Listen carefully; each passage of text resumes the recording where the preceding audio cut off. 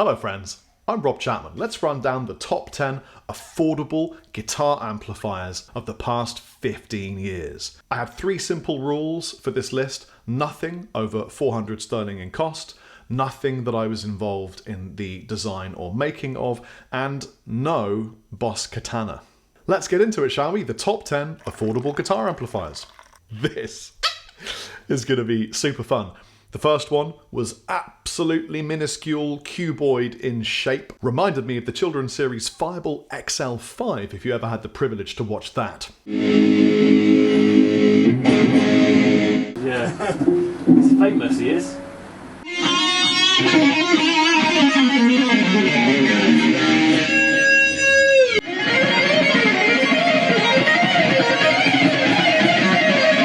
It's mine now.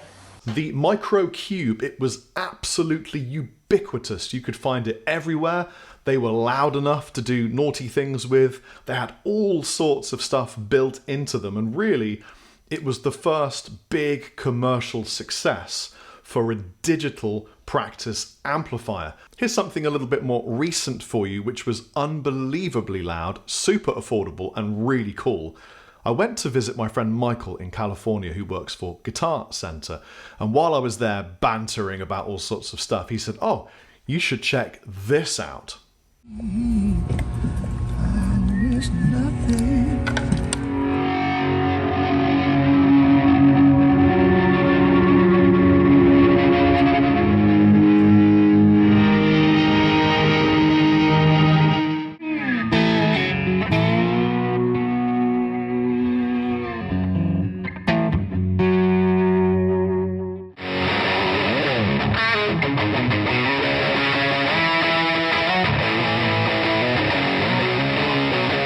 The Gamma amps were designed to be pedal platforms. I mean, isn't everything designed to kind of be a pedal platform? And something that was a little bit annoying was the lack of effects loop, if it's a pedal platform. But it made up for it in absolute buckets with just built-in authentic tone. And something that I discovered while I was there is that one of the lead designers of the Gamma was involved heavily with the DT50, which makes a lot of sense. Great amp, super good price. Many has been the time that I have been visiting some of my favourite guitar stores only to walk away with a purchase that I didn't intend, I didn't intend to buy. And this was one of those situations. Good morning, friends. It's time to buy a new amplifier.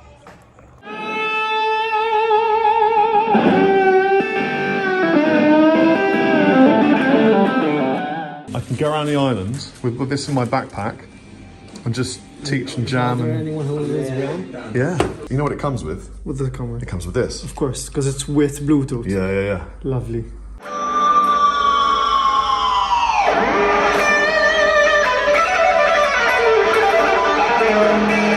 Nux, Nux, kind of leapt onto the scene, seemingly from nowhere, and came out with these incredible products. And the Mighty Air was something that really took me by surprise. It had so much built into the system. Came with a wireless set, drum machine, all the shenanigans. In fact, we even took the NUX to the NAMM show the same year and used it in the hotel rooms to just work up and get practice before I did my clinics and shows. Here's a cool one. One of the first ever amplifier companies. This product came out just after they'd been acquired by Korg, and it's a 50-watt head. Greetings, I'm Rob Chapman. And I'm the captain. Welcome again once more. The latest and greatest technology in micro nano midget amps from the wonderful people at Vox. But actually, it's got real bits of tube in it.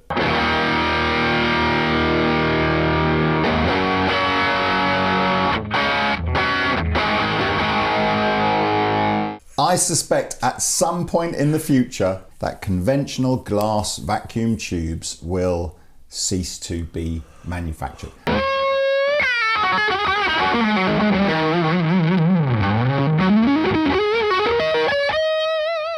Yes, the Vox MV50 was really loud. In fact, it was so loud, during the demonstration, I had to beg Lee, please, could we turn it down a little bit? It came in 3 different flavours. It came in clean, crunch, and loud overdrive, which is what I really enjoyed. It had attenuation built into it. Super cute little head. It really reminded me of those small valve heads that were made by Zvex absolutely years ago. Okay, this absolutely had to make it to the list. It's probably one of the best practice amps of all time. I know people who've gigged it, despite the fact that it's 5 watts. I've recorded with it. It's amazing. Which camera am I talking to? Oh, that one.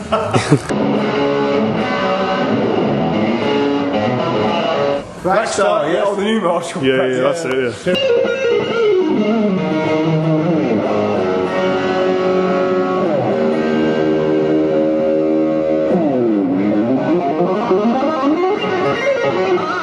You can debate whether or not you prefer the head or the combo, but in my opinion, the combo was fantastic. The speaker sounded good despite the fact that it was fairly affordable.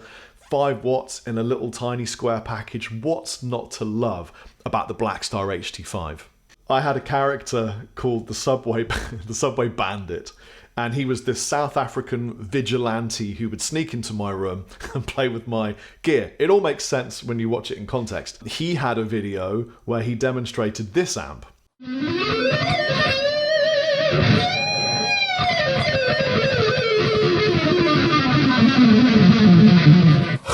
What do you bloody want, eh? You want to see the bandit play some new shit, eh? Is that what you want to do? I've got some crap here, you know. What you do first of all is you put like the knobs like this, you press a couple of these buttons randomly. It's not the bloody same as the last MG, which was crap. This MG is bloody amazing.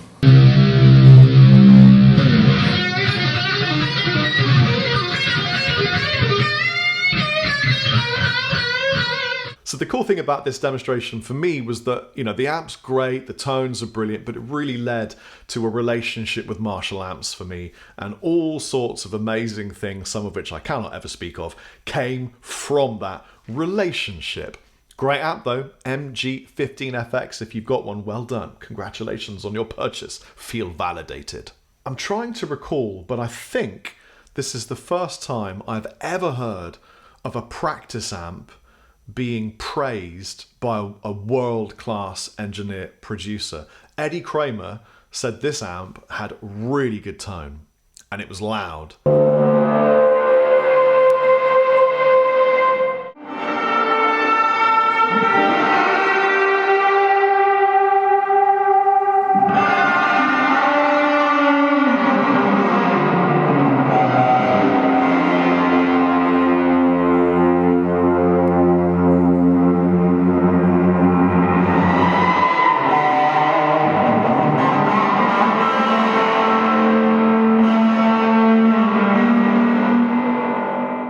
What I loved about the Class 5 was the absolute simplicity. The structure of the thing was brilliant. The cabinetry was great. It was made in England. It had a great speaker. It was really simple. I mean, there were barely any controls on the combo whatsoever. Yes, you could stick in a lead and plug it into a 412 if you wanted to do barbaric things. But as a small Marshall combo, the HT5 was just beautiful vintage simplicity in a box. One trick that I really enjoyed with the HT5 was to put it on the floor, so the speaker's facing the floor, and then prop it open with something like a jacket or anything about that depth, and then put it full volume, and it just sounded sick. I've got a wild card for you. I'm only including this because you can find it now for about £400 if you really look hard. It's okay. You will also find them for a lot more, but you can find them for about the correct price, maybe like a few pounds more. But look, I'm including it in this list because it's just a great sounding amplifier. What if Leo Fender had jumped on a plane that didn't exist back in those days, whizzed over, had a cup of tea with Pete Townsend, gone back to America? Maybe we'd have had a range more like the Bass Breaker.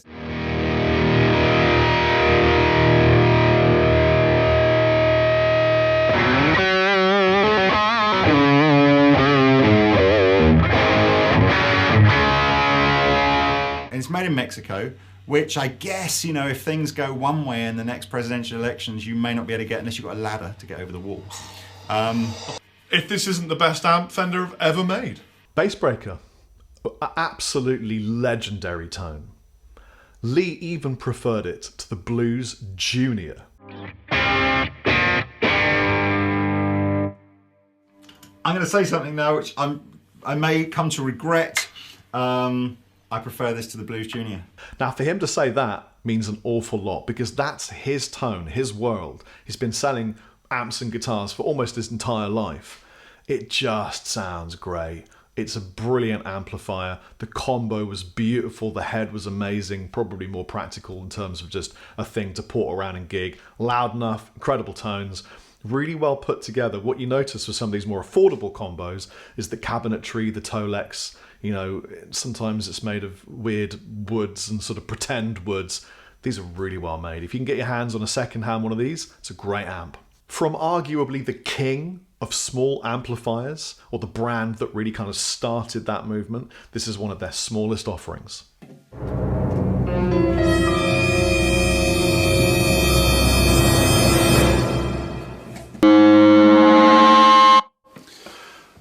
Oh lordy! They've nailed the attention to detail on the head here. They got 99 problems, but the amp ain't one. Yeah. For just before you play, £99.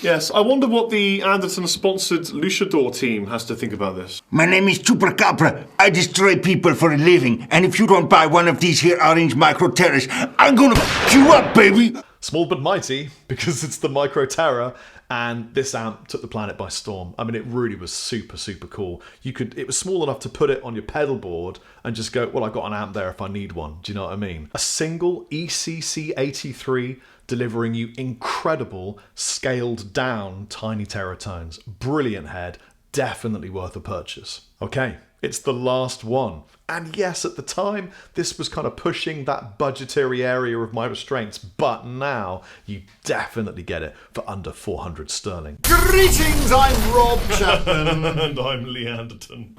This is 20 watts.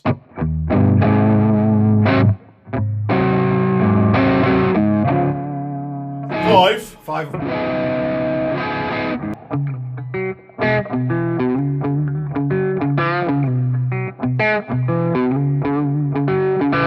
What I loved about this head was how well it was made.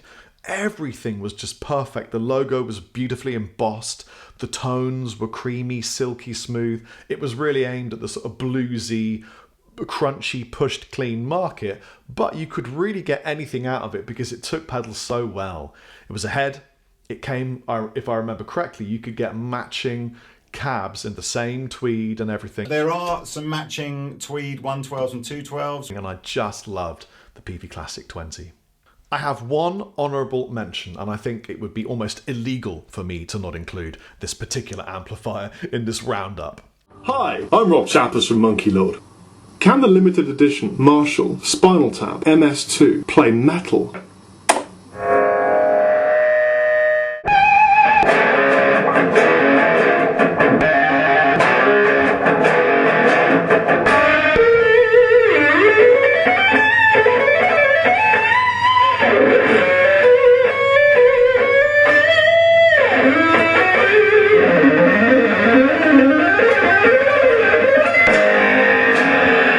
Micro stack. I mean, I had 3 of them, I think. I used to find all sorts of interesting ways to configure them together and get like a mega micro stack. I used to run around my house terrorizing my dogs with them clipped to all sorts of parts of my body. And it was just really fun. Yes, it had kind of a rubbish sound, but did you know lots of really famous artists used them as a blender or even a main tone on some of their recordings? On the 18th of this month, the very last ever Clockwork Wolf and Company single will go live on all streaming platforms. I really hope you enjoy it. It's a live version of Live Your Fate. Have a great day. Please subscribe, smash my bell, comment in the commentary section to appease our AI overlords. AI!